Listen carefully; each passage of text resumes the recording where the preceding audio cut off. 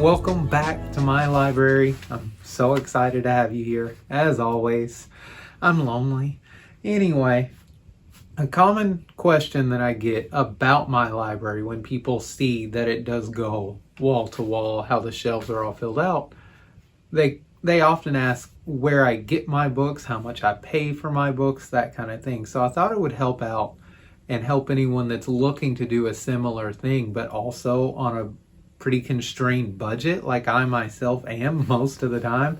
I rarely have any spending money, and yet I'm still able to constantly fill up the shelves I have and have the need to buy more shelves. But again, I just wanted to lay out the things that I do to collect the books on my shelves, where I go, how I get them, and how I built them so fast and affordably. And to start with, the place I recommend that you go if you're looking to start a book collection, a library, fill out the shelves you already have, or just create a new shelving experience altogether, are go to thrift stores, which is an obvious one, but I overlooked it for a long time. The most common thrift store I go to is, of course, Goodwill. It's the most popular, it's the most common. There's one in about every decently sized town. I commonly come into contact with about 4 different Goodwills, and I like to get a good rotation between them. There's always something new on their shelves. They're always affordable.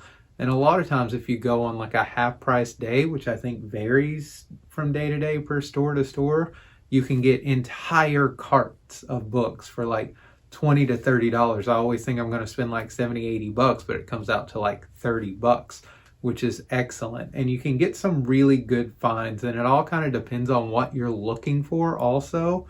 Something that I do recommend, if you're just looking to fill your shelves with classics that everybody knows that are good, decent reads, these little Signet classics here are everywhere. Again, they're like a dime a dozen. You can find everything from H.G. Wells to George Orwell to Bronte to all kinds of things. You can also find those and the little Penguin classics too. I have a couple different editions of One Flew Over the Cuckoo's Nest. This is my favorite cover. So you can get some variations too. And again, all their paperbacks, I think at Goodwill, I think just went up to $2. If you get them on a half price day, it's like $1.99.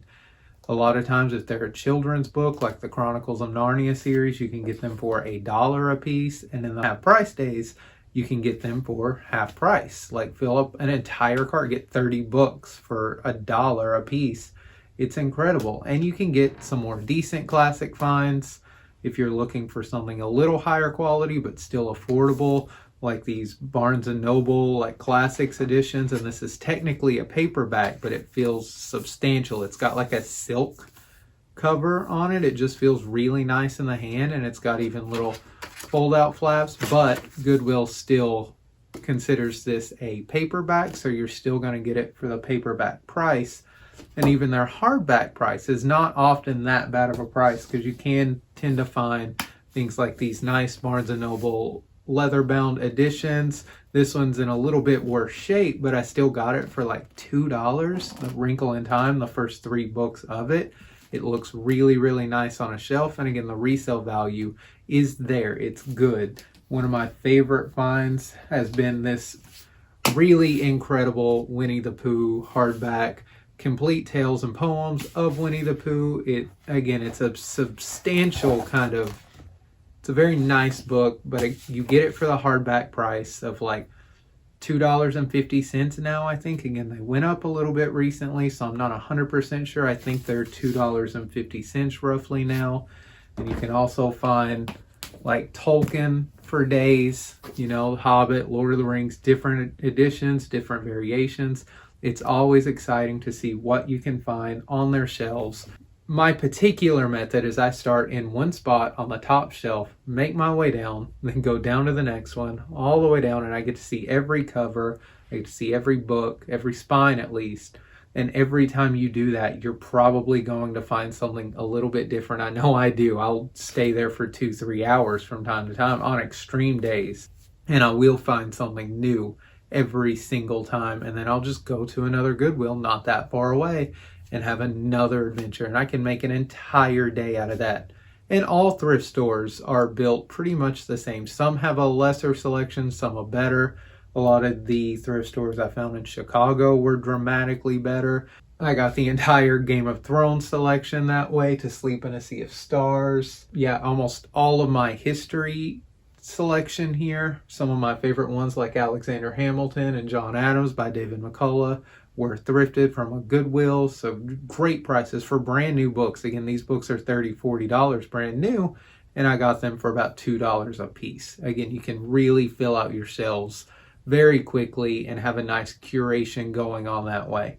And another super great way that can be overlooked from time to time, especially during the winter, it doesn't work out too well, but during the early summer, late summer times, around the time we're in right now, you need to hit up yard sales. You can get some incredible deals from yard sales, because what's going to happen at these yard sales, they're going to put out a box of books that say like 50 cents to $1 a piece, but you can generally offer them like $3 to $5 for the entire box. And in my experience, they will almost always say, yeah, absolutely, that's great. And you'll get an entire box of books, sometimes more than one box, sometimes several boxes for just a few bucks. And the only downside of this is the curation drops a little bit. You don't get quite as much quality, but if you're just looking to fill out shelves, say you're trying to open a bookstore like myself, or you're just looking to see what you can find, this is a great method to do it, because you can hit up countless yard sales in a day and just really fill up your entire back seat, truck bed, car trunk full of books. And I've gotten some really, really great finds that way, including one of my personal favorites, huge George Washington fan, the Sacred Fire book. It's a brand new, thick, solid book. Even has a weird photograph in it. I don't know who they are, but I'm going to leave that in, because you find awesome things when you're buying books secondhand, and I love it. But yeah, that's a brand new book that is a trophy piece on my shelf.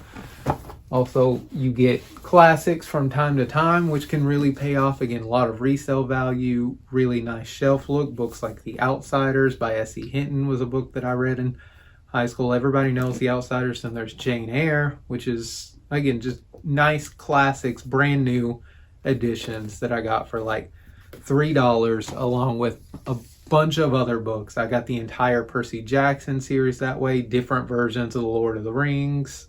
You just never know what you're going to find in those boxes. And to me, it's exciting. Even if you don't get anything great, you're spending like $3 or $4. I think it's totally worth the risk at that point. And again, you're filling out your shelves. Another really, really great yet often overlooked way are library sales and library giveaways. This is one that I didn't think about until fairly recently. People began to bring it up to me, and I kind of overlooked it, didn't think much of it. But now that I've started to do it, it is an excellent way to get good quality, nice condition books for really, really cheap. A lot of times libraries have like bag sales where you can fill up an entire bag for like $1, $2. Everything you fit in it is within that price. And often also they just have free giveaways, just shelves of books that they put out that you can take for free. And that's them trying to rotate space out, get rid of some of the books that aren't doing as well, people aren't checking out often, or they just had for too long and they're looking to move them out. I have gotten several books in the Wheel of Time series that way. Again, hardback. They always have this like laminated book covering and these library labels, which don't look as good on a shelf, but if all you're looking to do is build your shelves with nice quality books that people actually want to read, do not knock the library. I've gotten so many. I've gotten the Maximum Ride series that way, which I haven't read, but people seem to enjoy. Looks a little intense to me, but again, I'm filling out my shelves with books that people do like to read. And that's where all of these methods can really come in handy. And then the last tried and true method I've had that can be a little more difficult, you don't get as high a quality, you don't get as much volume, is literally just ask for donations. Ask people if they want to get rid of their books.